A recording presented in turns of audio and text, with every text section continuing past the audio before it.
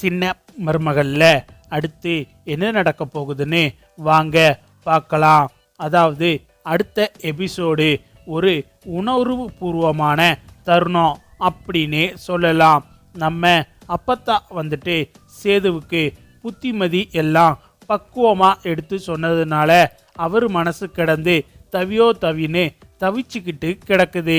அதே மாதிரி உசுருக்கு உசுரா நினைக்கிற அப்பாவோட உசுரை காப்பாத்துனது தமிழ்ச்செல்வி தான் அப்படிங்கிற உண்மை தெரிஞ்சதுனாலையும் தமிழ்ச்செல்வி வயிற்றுல தன்னோட குழந்தை தான் வளருது அப்படிங்கிற உண்மை தெரிஞ்சதுனாலையும் தமிழ் கூட சேர்ந்து வாழணும் அப்படின்னு சொல்லிட்டு சேது ரொம்ப விருப்பப்பட்டுக்கிட்டு இருக்காரு. அப்பத்தா கிட்ட பெரிய வீட்டில் வச்சு பேசி முடிச்சுட்டு அவுட் ஹவுஸுக்கு சேது வாராரு. அவுட் ஹவுஸுக்கு அவர் வரும்போது தமிழ்ச்செல்வி உட்காந்து படிச்சுக்கிட்டு இருக்காங்க. தனம் வந்துட்டு உட்காந்து காய்கறி வெட்டிக்கிட்டு இருக்காங்க. தனம் காய்கறி நறுக்கிறத பார்த்துட்டு தமிழ்கிட்ட மனசு விட்டு பேசணும்னு வந்தா, இங்க தனம் வேற இருக்காளே, இப்ப என்ன பண்ண அப்படின்னு சொல்லிட்டு சேது யோசிக்கிறாரு. சரி, தனத்தை வெளியே போக சொல்லிட்டு தமிழ்கிட்ட பேசுவோம் அப்படின்னு சேது முடிவு எடுக்கிறாரு. தனம், கொஞ்சம் வெளியில இருக்கியா, நான் தமிழ்கிட்ட கொஞ்சம் பேசணும் அப்படின்னு சொல்லிட்டு சேது தனத்துக்கிட்ட சொல்றாரு. உடனே தனம் வந்துட்டு பேசுங்க மாமா, தாராளமா பேசுங்க அப்படின்னு சொல்லிட்டு தனம் சொல்றாங்க. நீ வெளியே போயேன் அப்படின்னு சேது சொல்றாரு. அதுக்கு தனம் வந்துட்டு, ஏன் மாமா, நான் பாட்டுக்கு ஒரு ஓரமாக உட்காந்து காய் நறுக்கிக்கிட்டு இருக்கேன், நீங்கள் அக்கா கிட்ட பேசுங்க, நான் உங்களை இடைஞ்சல் பண்ண மாட்டேன் அப்படின்னு சொல்லிட்டு தனம் சேதுவோட மனசு புரியாமல் பேசுகிறாங்க. உடனே நம்ம சேது வந்துட்டு லைட்டாக டென்ஷன் ஆகி தனம் போ அப்படின்னு சொல்லிடுறாரு. சரி சரி, நீங்கள் ஹஸ்பண்ட் அண்ட் ஒய்ஃபு, கொஞ்சம் பர்சனலாக பேசுவீங்க, சரி நான் போகிறேன் அப்படின்னு சொல்லிட்டு, இதுக்கு மேலே இங்கே இருந்தால் சேது மாமா கோவப்பட்டுடுவார் அப்படின்னு சொல்லிட்டு தனம் வெளியே வந்துடுறாங்க. இங்கே நம்ம சேதுவை பார்த்தா கதவெல்லாம் பூட்டுறாரு. அதை தமிழ்ச்செல்வி பார்த்துட்டு கதவெல்லாம் பூட்டிட்டு இவர் அப்படி என்ன நம்மக்கிட்ட பேச போகிறாரு அப்படின்னு சொல்லிட்டு தமிழ்ச்செல்வி மனசுக்குள்ளே நினைக்கிறாங்க. இந்த பக்கம் நம்ம சேதுவுக்கு தமிழ்ச்செல்வியை கட்டி பிடிச்சி நன்றி சொல்லணும், என்னை மன்னிச்சிருன்னு சொல்லி கதறி அழுகணும்னு சொல்லிட்டு அவருக்கு தோணுது. ஆனாலும் அதை எதையுமே வெளியில் காட்டிக்கிடாம தமிழ்ச்செல்வி பக்கத்தில் வந்து நிற்கிறாரு. உடனே நம்ம தமிழ்ச்செல்வி வந்துட்டு, என்னங்க, ஏன் ஒரு மாதிரியாக இருக்கிறீங்க, கண்ணெல்லாம் வேற கலங்கி போய் இருக்கு, என்னாச்சு அப்படின்னு சொல்லிட்டு சேதுக்கிட்ட கேட்குறாங்க. டக்குன்னு நம்ம சேதுவை பார்த்தா தமிழ்ச்செல்வியை கையெடுத்து கும்பிட்றாரு. அதை அவங்க பார்த்துட்டு, ஐயோ என்னங்க பண்ணிக்கிட்டு இருக்கீங்க, எதுக்கு இப்போ என்னை பார்த்து கையெடுத்து கும்பிட்றீங்க அப்படின்னு சொல்லிட்டு தமிழ்ச்செல்வி பதறி போய் கேட்குறாங்க.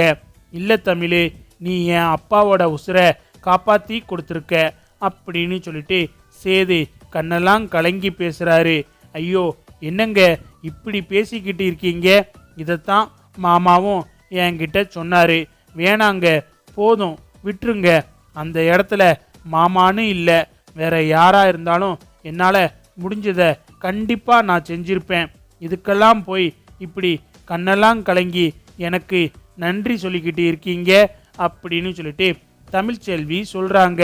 இல்லை தமிழ், நீ ரொம்ப ஈஸியாக சொல்லிட்ட, ஆனால் வயிற்றுல பிள்ளைய வச்சுக்கிட்டு காட்டுக்குள்ளே அம்புட்டு தூரம் கஷ்டப்பட்டு போய் அலைஞ்சி திரிஞ்சு அந்த கொடூர வண்டுகிட்ட இருந்து அந்த மருந்தை எவ்வளவு போராடி எடுத்திருக்க, அப்படி இருக்கும்போது உனக்கு எப்படி தமிழ் நான் நன்றி சொல்லாமல் இருக்க முடியும் அப்படின்னு சொல்லிட்டு சேது சொல்கிறாரு.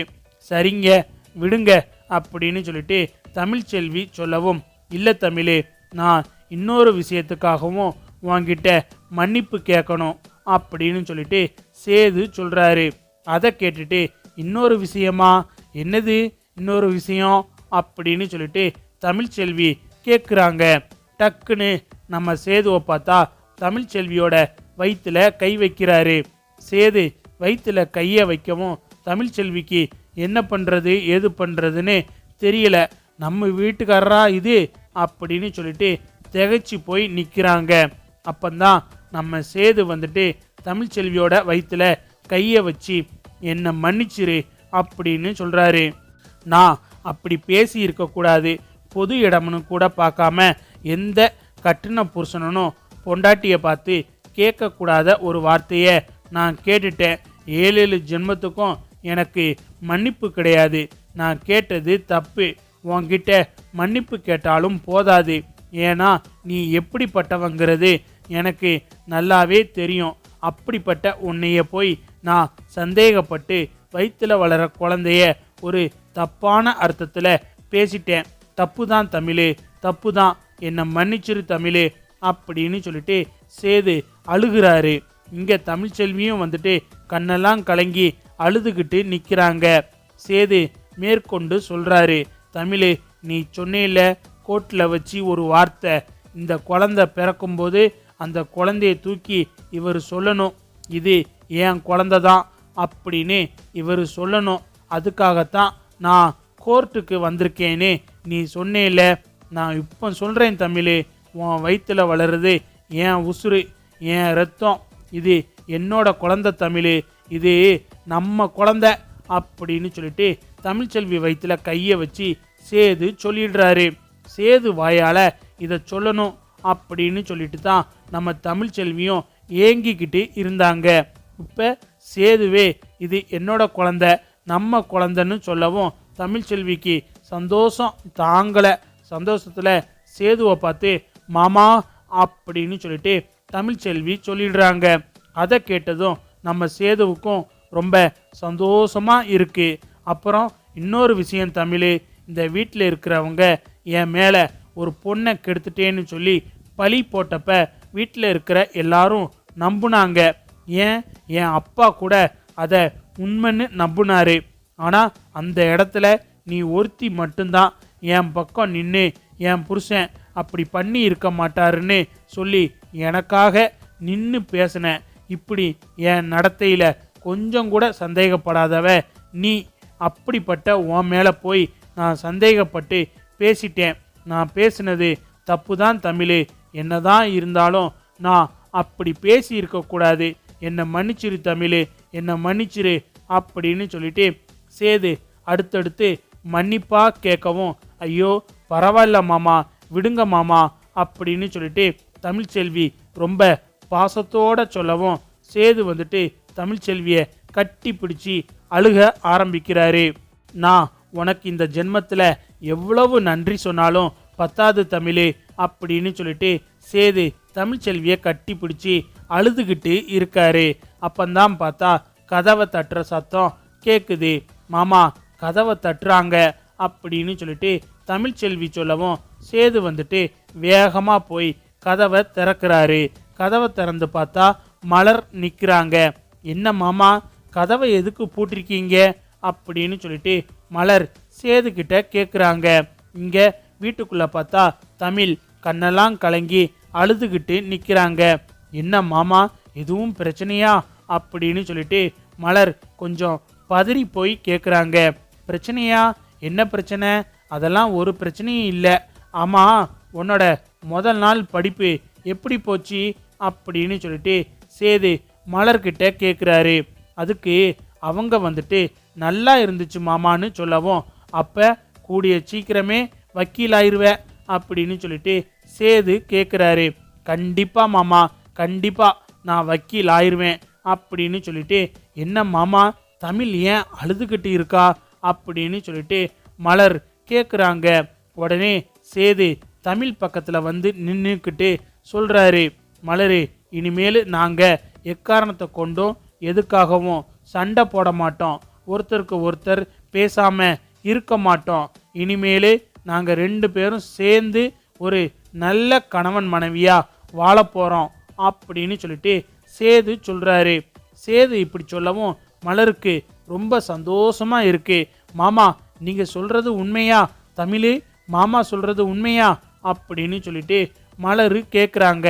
அதுக்கு நம்ம தமிழ்ச்செல்வி வந்துட்டு, ஆமாக்கா, நான் உங்ககிட்ட அடிக்கடி என்ன சொல்லுவேன், 4 பேர் மத்தியில் என் வயிற்றில் வளர குழந்தைய பார்த்து இது தப்பான வழியில் வந்த குழந்தைன்னு இவர் சொல்லிட்டாருன்னு சொல்லி உங்ககிட்ட நான் எத்தனை தடவை வேதனைப்பட்டிருக்கேன்.